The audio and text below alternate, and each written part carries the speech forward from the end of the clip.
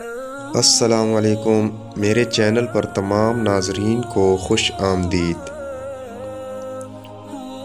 औरत के मर्द से सिर्फ 4 रिश्ते हैं, 5वां रिश्ता नहीं बल्कि धोखा है। कुछ लोगों के लिए मसरूफ़ ज़िंदगी से टाइम निकालना पड़ता है और कुछ लोगों को दिल से निकालने के लिए ज़िंदगी को मसरूफ़ करना पड़ता है। 3 किस्म के इंसान जो कभी खुश नहीं रह सकते।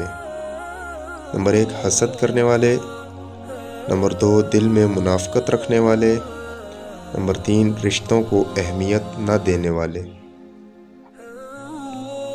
अल्फाज ही सब कुछ होते हैं, दिल जीत भी लेते हैं, दिल चीर भी देते हैं।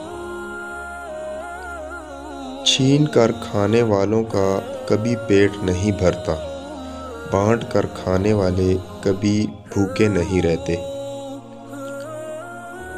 वीडियो अच्छी लगे तो लाइक कर दें और चैनल पर नए हैं तो सब्सक्राइब कर दें। नेक्स्ट वीडियो मिलते हैं, तब तक के लिए अल्लाह हाफिज़।